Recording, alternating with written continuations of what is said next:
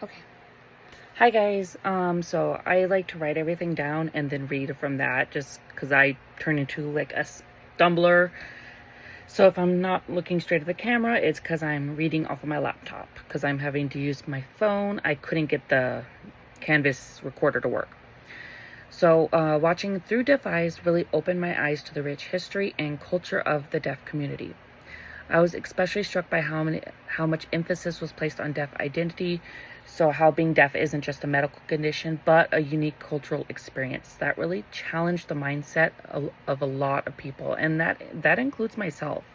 In the past, might have that deafness is something that needs to be fixed. I can admit, I've always looked at previously with a lot of conditions, but deafness included, like, oh, that sucks. I wish we could fix that.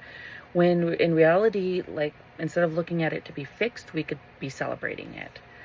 The documentary flips that idea and instead celebrates deafness as a valid and vibrant way of experiencing the world.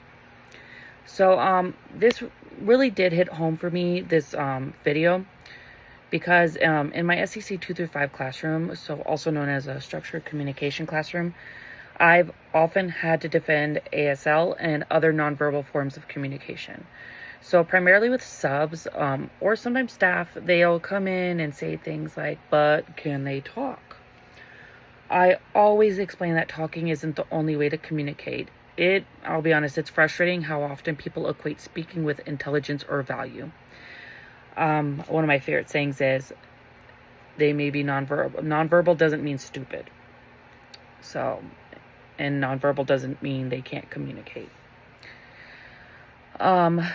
It's frustrating. Let's see. Sorry, I already went there. Some of my students are nonverbal, but they absolutely do communicate through signs, visuals, gestures, or AAC devices. So ASL is a beautiful and expressive language, and for some of my students, it's their primary way of making their needs known and connecting with others.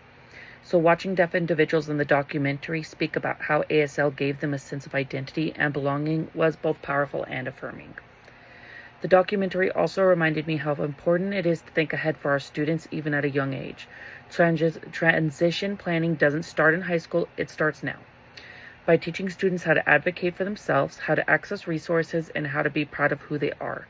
For my students, that might mean continuing to build their communication systems, connecting them to community support, or simply reinforcing that their voice, however it sounds or looks, is valuable. All in all, Through Deaf Eyes gave me a deeper appreciation for the deaf community and reinforced how crucial it is to create an inclusive classroom that respects all forms of communication. It's not about making students fit into a verbal world. It's about helping them thrive with the tools and identities they already have. So, thank you.